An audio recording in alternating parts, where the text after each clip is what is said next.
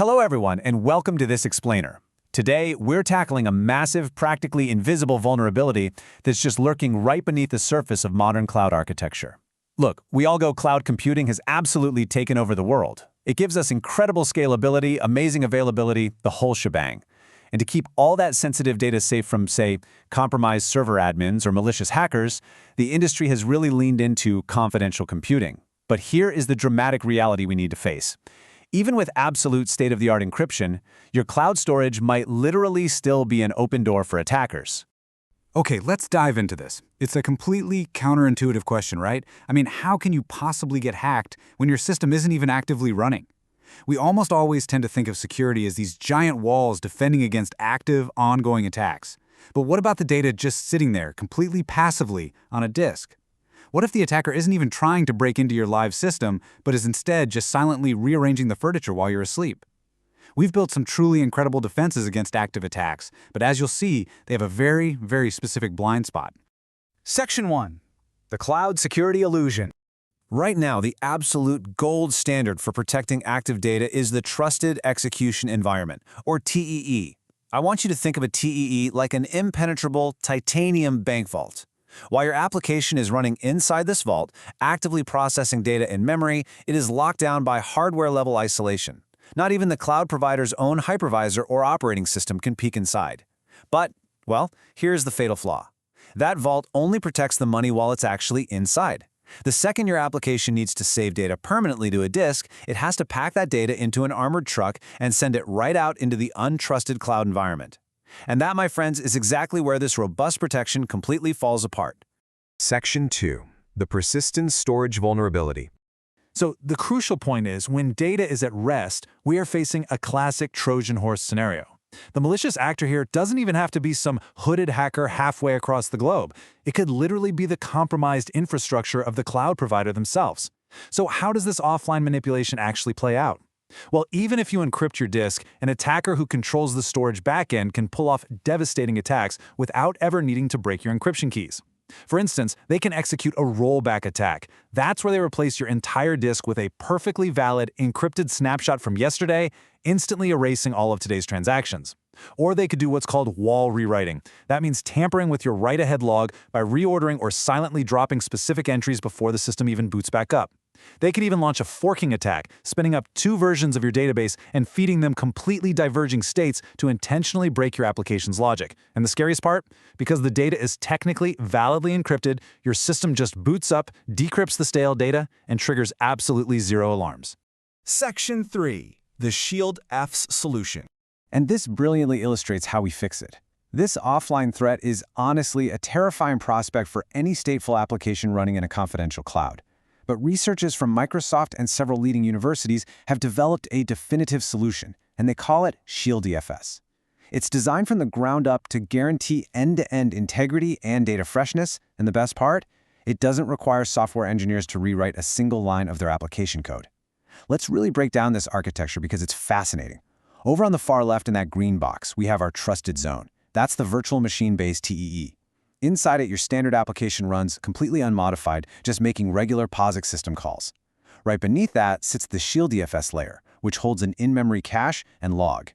Now notice the pink background wrapping around the virtual disk and cloud storage on the right? That represents the Wild West, the untrusted host. To bridge this gap securely, ShieldFS generates what it calls block authenticators, which you can see represented by those green arrows. Every single time data gets written out to the untrusted storage pool, it is cryptographically anchored to a write-ahead log, or wall. But here is the absolute genius of the whole system. Look right up at the top middle, the commitment registry, or core. This is a separate, incredibly secure, lightweight service. ShieldFS constantly, and I mean constantly, registers a tiny, succinct cryptographic summary of its latest state with core over a secure, quick connection.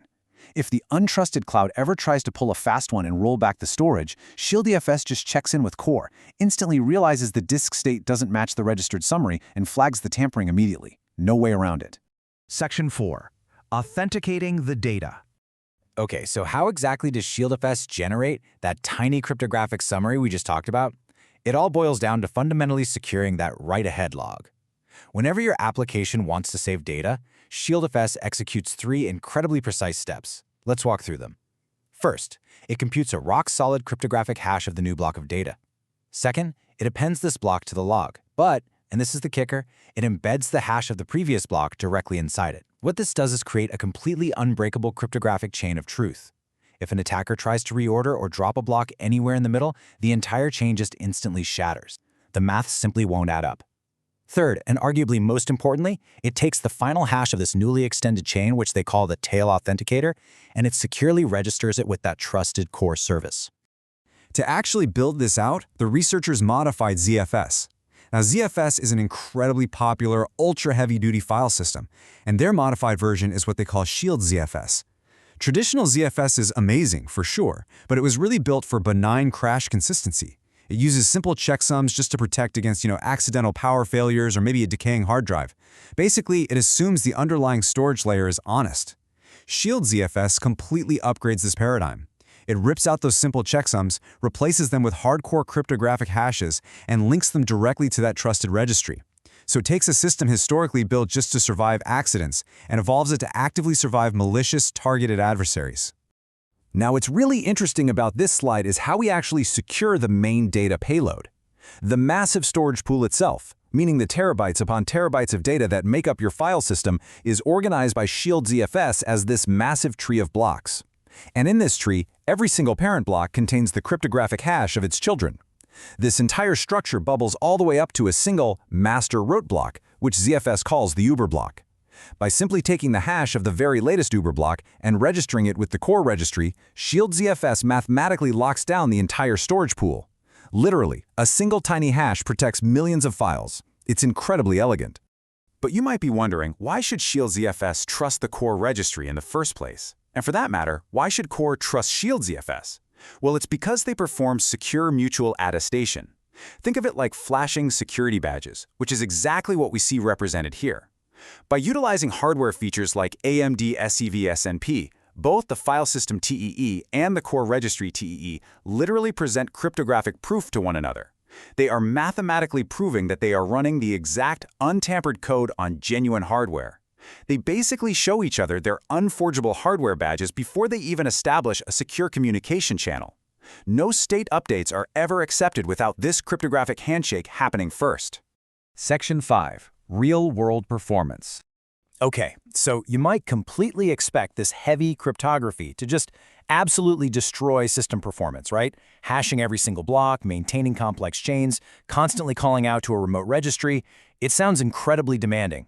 But let's actually look at the hard data across several really intense workloads. Over on the far left, we have the TPCC database transaction benchmark. Look at the blue bars for ext4 and the green bars for standard ZFS. Now look closely at the red bars for ShieldZFS.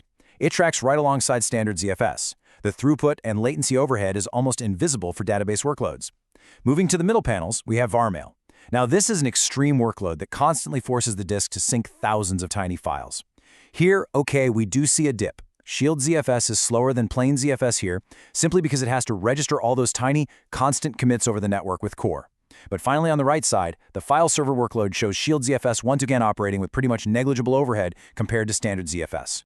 To summarize all that benchmark data really cleanly for you, for standard database operations, things like TPCC and RocksDB, ShieldZFS introduces less than a 10% overhead. Incredibly, when it comes to synchronous writes, it actually outperforms standard Linux DM integration setups.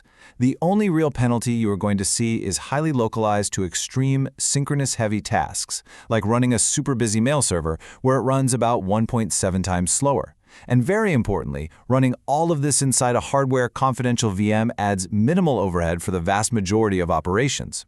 Basically, you are getting literal military-grade offline security for practically free in terms of standard database performance. Let's move to Paxa and see how this builds into massive enterprise scalability.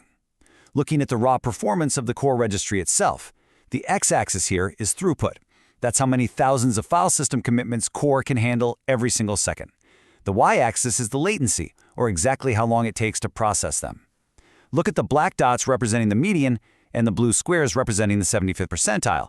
Even as the system completely scales up to a massive 5,000 commitments per second, which by the way is enough to support hundreds of concurrent ShieldZFS databases, the latency line stays almost perfectly flat right at the bottom of the chart. In fact, that line stays flat right at 0.68 milliseconds.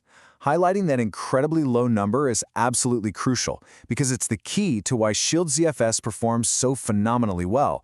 Because the registry can update a file system's trusted state in well under a single millisecond, those synchronous database updates aren't just left sitting around waiting. This proves unequivocally that this architecture isn't just some neat lab experiment, it scales effortlessly to meet the heavy demands of major enterprise cloud environments. Section 6. Securing the future. As regulatory pressures and data sovereignty concerns continue to mount globally, the entire cloud landscape is shifting. We just can't afford to blindly trust the underlying infrastructure anymore. ShieldZFS represents a massive game-changing leap forward in exactly how we handle data at rest.